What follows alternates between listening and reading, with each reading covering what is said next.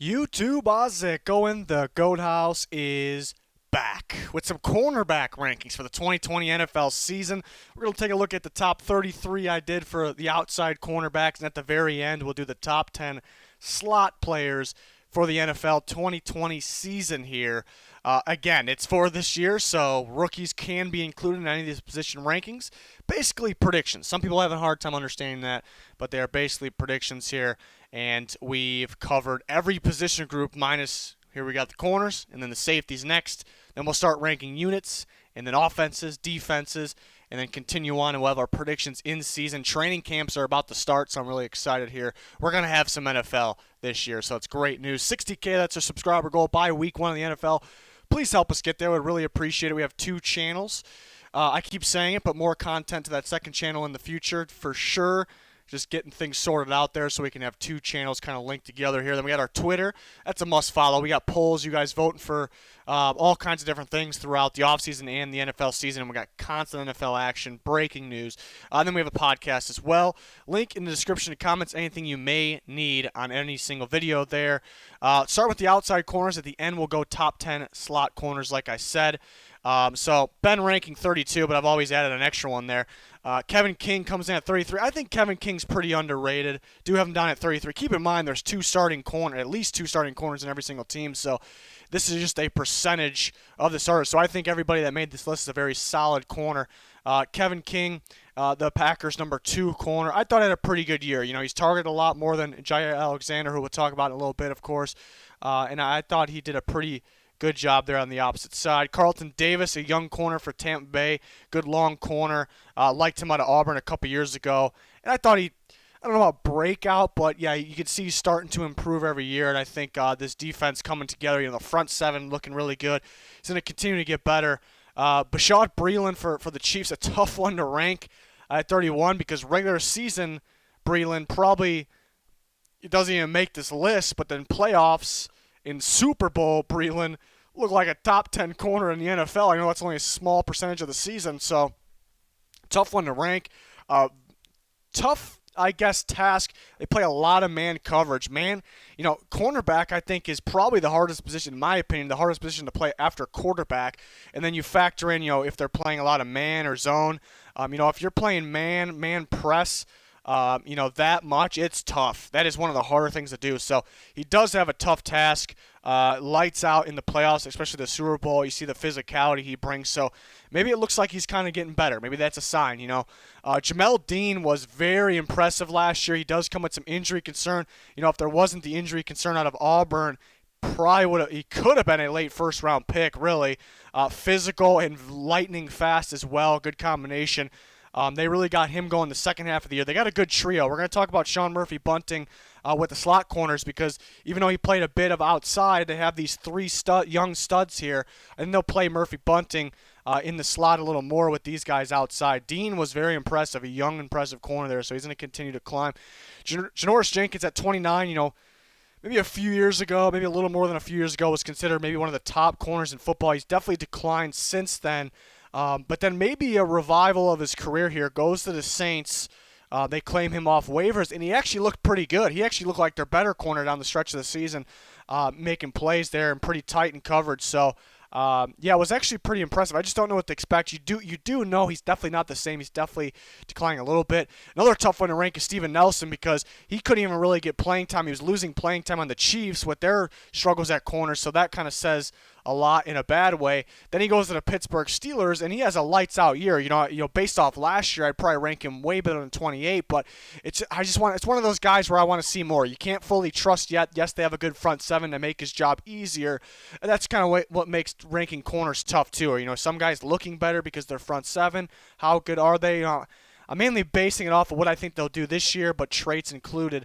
Steven Nelson, want to see more, but impressive season last year. James Bradbury, now with the Giants, got that big contract coming from the Panthers, of course.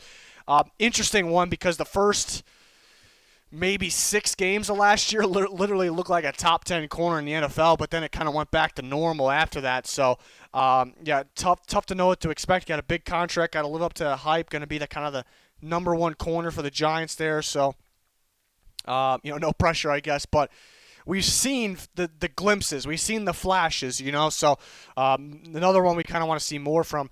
Desmond Trufant, kind of been up and down, I guess, the cornerback ranking boards of the last several years here. Looked very, like a top 15 guy at one point. Maybe he looked like a guy that doesn't belong in this list at one point. Now with the Lions, got a pretty good rookie corner opposite of him. I think he'll have a pretty solid season. That's why he makes this list here. Troy Hill, I think, pretty underrated guy.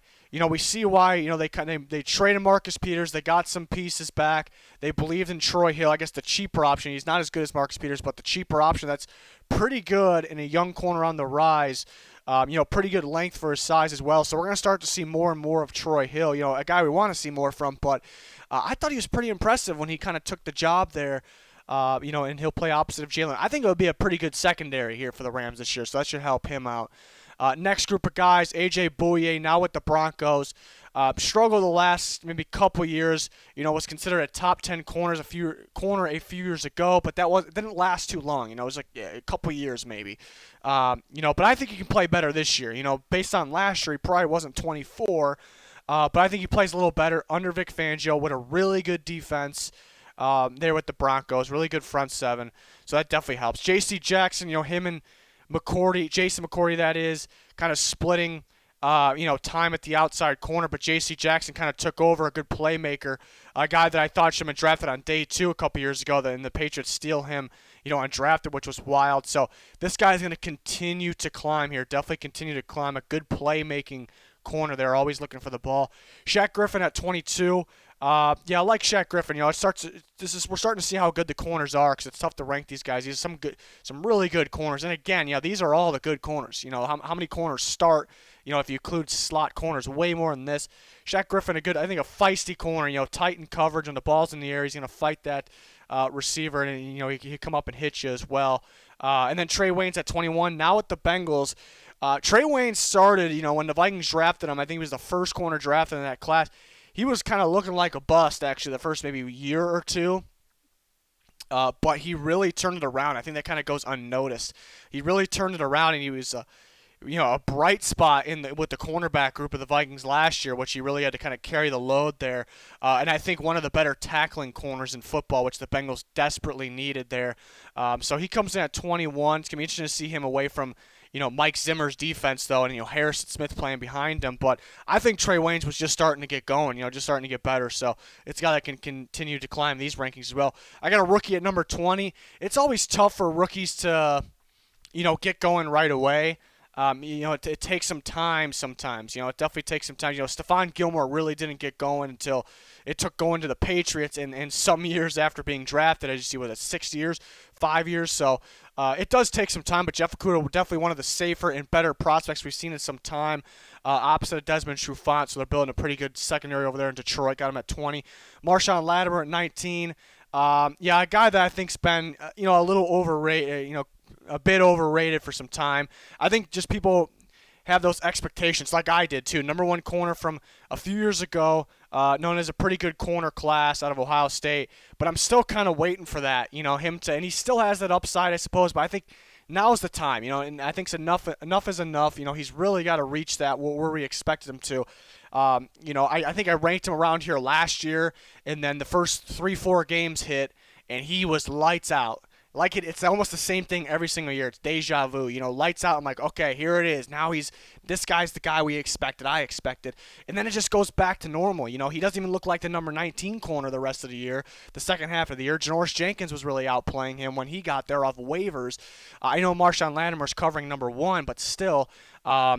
So, it's another tough one to rank because, the second half of the season, he doesn't even look like as good as this. But he's still got some upside, so I'm still kind of believing here. But he's got to be better. There's just, not living up to the expectations. We got 2 Titans in a row, actually. Malcolm Butler, we didn't get to see much of last year. The year before, his first year in Tennessee, the first half of the season kind of looked like a mess. Second half of the season, probably wouldn't even make the top 32. Second half of the season looked lights out. Looked like maybe a top 10 corner.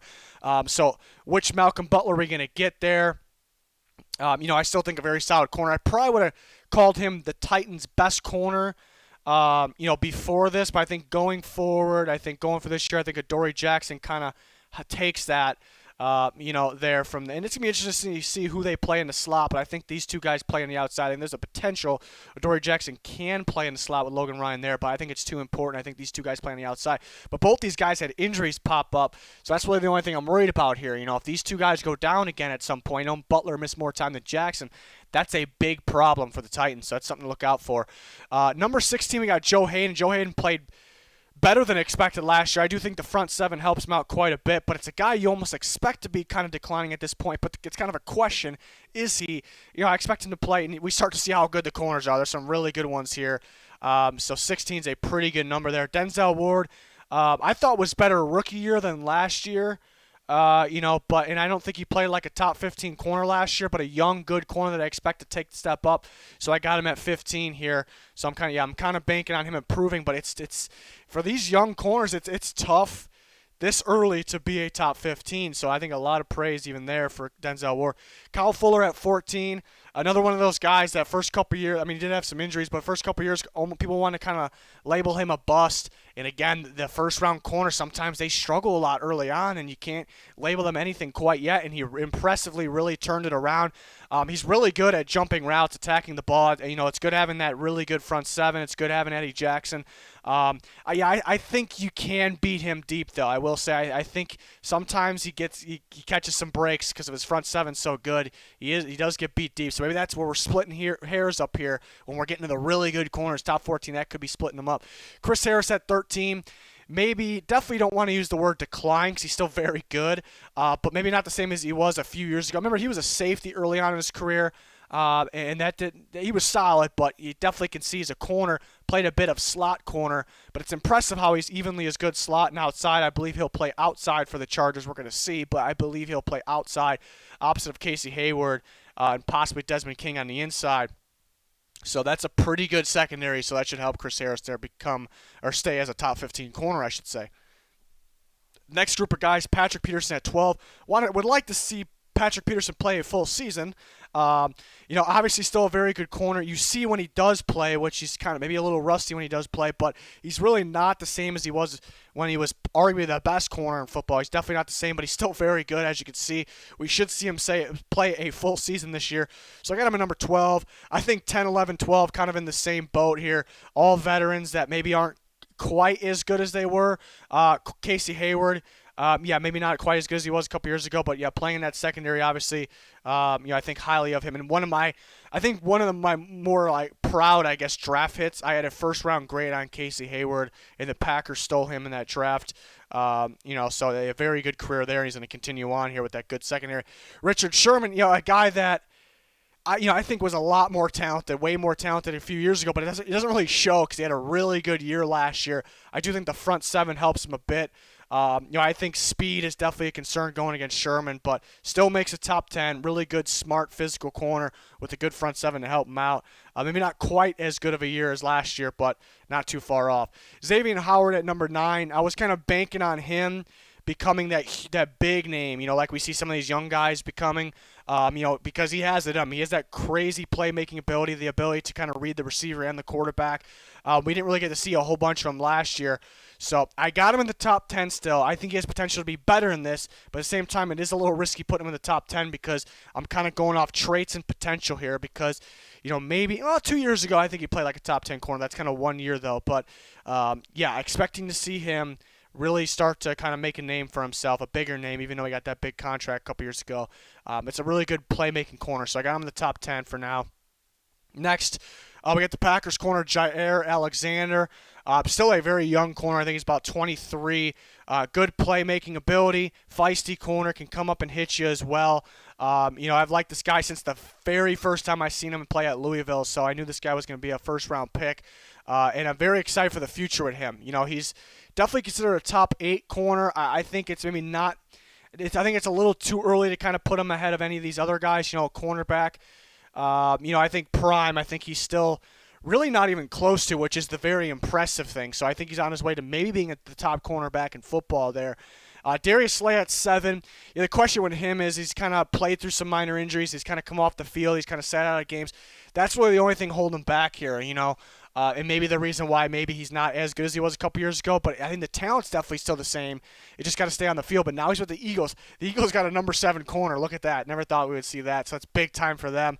An all-around balanced corner. Yeah, everything, every part of his game I think is evenly at the top, so stay on the field, no nagging injuries, and we're talking maybe top 5 again, but there's some really strong corners.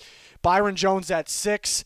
It was only a matter of time until Byron Jones made his way up here. I kind of been hyping it up for a couple of years, or since he switched to corner, because he's a freak raw guy out of Connecticut. A guy that was very good. It's not just because of his athleticism. He's already very good, but because of that athleticism, because he didn't have that true position, we all knew he had crazy upside. So this guy's going to reach his potential a little later than everybody. He's playing some pretty good safety, but corner being more important to the Cowboys, they switch him to corner, and right off the bat, first 2 years at corner, it just lights out, and he's just learning the position. He's just improving. So it's only a matter of time before this guy really climbs the ranks here. He probably wasn't a number 6 last, probably around 10, maybe 12. But now's the time for him, and playing opposite of Xavier Howard under Brian Flores, he's going to become a top-tier cornerback now, and there's a reason he got that money. Marlon Humphrey at number 5, and so impressive Marlon Humphrey, really improved his game early on. Was almost known as kind of like a track star guy, but he's so much more than that. The strength, just looking at him, but the strength on the field that he put on has been super impressive, and that makes him a good young, a top 5 young cornerback here for the Ravens. And it's tough to almost decide who's the better Ravens corner there, actually, because they're both so good. But I got TRE'DAVIOUS White at 4, big time year for him. You remember coming out of LSU, the question was, is he a slot? Is he an outside? It's kind of funny because he's one of the better outside corners in football, right now. So that's pretty crazy. A big-time year for him last year. Can continue that. I was back and forth on my 3-4. I just appreciate, not that I don't for White, but Marcus Peters is definitely one of my favorite corners in football. And it feels like he's been in the league for a little bit of time here. But he's only 27. That's kind of where cornerback prime starts. And now he's with the Ravens. He just needed a little change of scenery. And now he's got Marlon Humphrey opposite of him. He's got Don Martindale leading the way there, one of the better defense coordinators. He's got a good safety group behind him, some good pass rush, a really smart defense here, good scheme. This guy's going to continue. And he was lights out the second he got in there for the Ravens. Is one of those corners that is a playmaking corner, can read the quarterback, can read the receiver, just really understands what plays are happening before they happen. And this was a guy I was extremely high on out of Washington, and I'm happy to see him playing well. We've seen the moments where it looks pretty bad. Maybe with the Rams, it looked he had the hiccups, I guess, but I think he's just getting going here with the Ravens. I think this is a total package playmaking corner, game changing. It's a game changer right here. It's the best way. So that's why I got him in the top 3. Love me some Marcus Peters. And this is where I'm probably going to make some people confused. And it was tough because I played corner. I appreciate the cornerback position so much. I think it's the second hardest position to play. Stephon Gilmore, as we speak right now, this is where I'll confuse some people, I think is, in terms of the traits, I think he is the best cornerback. Just total package guy, the guy that just knows plays before that's going to happen. Just well-deserving of a defensive MVP, even though I didn't vote for him, but still well-deserving. Or it wouldn't have been my pick, I should say, but still well-deserving. Love to see a corner winning that. But why I say he's right today, what he's done is easily, without a doubt, the best corner. But why I have Jalen Ramsey at 1, this is for 2020. I think Jalen Ramsey will be known as the best cornerback of 2020. So hopefully people understand. There's a lot of people that skim through the videos. I don't blame you, I guess. Maybe I've done that in the past, other people's videos, but hopefully people listen. I think Jalen Ramsey will play like the best corner in 2020. He has the traits. He's an absolute freak. Another guy that can, he does everything Gilmore can. We need to see him on the field at all times, and we need to see him kind of play to that level. But the Rams trade the house for him, basically. Maybe not the house, but they trade quite a bit for him. It don't extend him yet, which is confusing. But it tells us they're not on the same page. They've definitely talked. If they haven't talked, the Rams got a huge problem there in the front office. They definitely talked. Ramsey think he's worth more. So what does this mean that they haven't they have extended him? It's a contract year. It's a contract year for arguably the best cornerback in football, especially for the future. This guy is going to absolutely ball this year. Absolutely play his game. He's going to make sure he is on the field. No BS. He's going to play his game, which we all know can be the best corner, one of the best defensive players in football, and he's going to earn that payday to be by far the highest paid cornerback in football. So this is for 2020. This isn't for based on the past, which Stephon Gilmore definitely, it's beyond impressive. This isn't even based for 2021, even though going forward Ramsey's probably the choice. This is for 2020. I think Jalen Ramsey plays like the best cornerback in 2020. Also, Gilmore, I think he still plays at elite level, but I think the front seven kind of suffered a little bit this offseason. It's not really the same. Some changes up there. No Kyle Van Noy as well. So it's going to be a little bit of a tougher task. I don't know if the safeties play quite. They're very good, but I don't think they play quite as good. So it's going to be a tougher task for Gilmore. Still plays elite.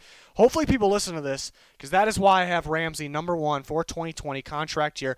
Let's take a look at some slot cornerbacks. Ranked the top 10.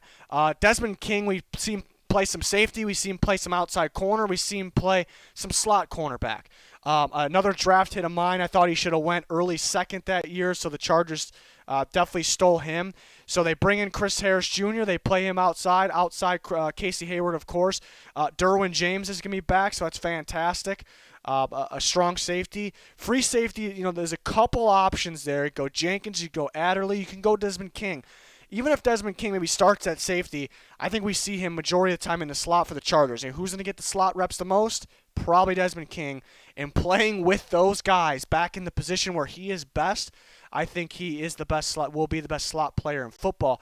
Kenny Moore, I got a number 2. I think it's a tough one, because I think we've seen him play some outside. That's what's so impressive with him, too. He plays outside just as good as slot.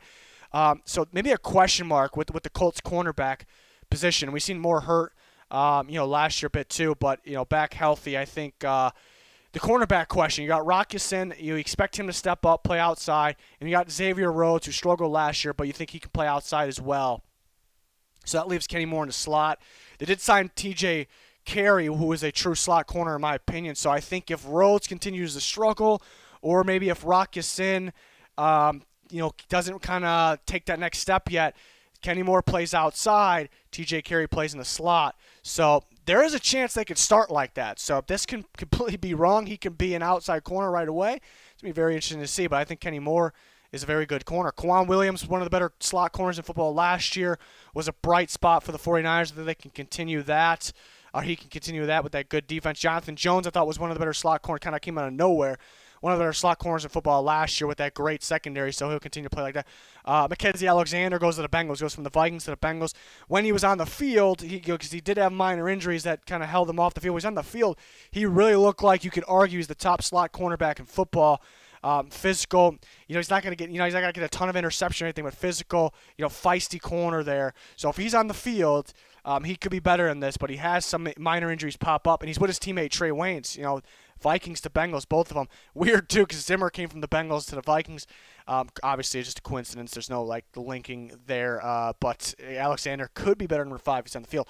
Sean Murphy-Bunting was one of my favorite corners in the draft last year. Had a really good season. Played a bit outside, but I'm, nothing guaranteed here. Nothing locked in, but I'm thinking Jamel Dean and Carlton Davis play outside. Sean Murphy-Bunting on the inside. Jamel Dean has potential to play inside. I could swap, but I think that's more likely what it is. It's a good athletic playmaking corner here on the inside. Mike Hilton has been one of the better slot corners.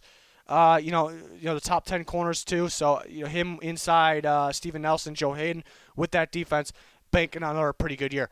Tavon Young with the Ravens, don't forget about him. He missed all of last year. This was one of the top slot corners before that. We'll see how he is after the injury. But now he's playing in that. Secondary was already good, but but it's got even better. So we'll see how he plays in that. I'm a little worried, ranking him in here because they might not use that nickel corner a whole bunch anymore because they tweak the defense a little bit. They have Clark play up in the box, so they'd rather have that maybe a bit. So we'll see what they do, but he's a very talented slot corner there. Brian Poole played like one of the better ones last year. That kind of came out of nowhere, but was very impressive without too much help with the rest of the cornerback group, so he can continue to play that way. Marcus Joyner was switched to safety to in the slot. He didn't play too well last year. He wouldn't be on this list based on last year, but kind of adjusting, kind of getting things going. I think he kind of makes this list. Yeah, not too many great slot players out there. I think Chauncey Gardner-Johnson's the guy that just missed the list, kind of can play as a box slot slash guy, you know.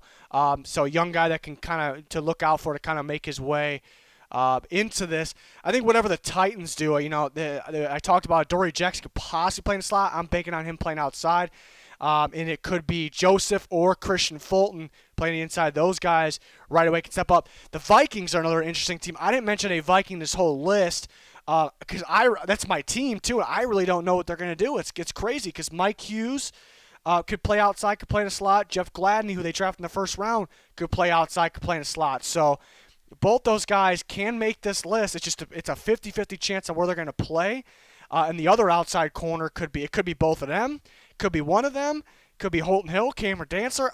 They got a good young core. It's not going to be too great right away. But it's up in the air what Zimmer's got up his sleeve. So that is the reason why we haven't seen a Viking on this list. But it's going to be interesting for sure. So, yeah, went over a lot in this video. Let me know your thoughts. Give me your rankings in the comments. Please smash that like button. Subscribe to both of our channels. Really appreciate the support. We're going to keep on grinding here, of course. But that is going to do it for this one. Thanks, everyone, for watching. Goodbye.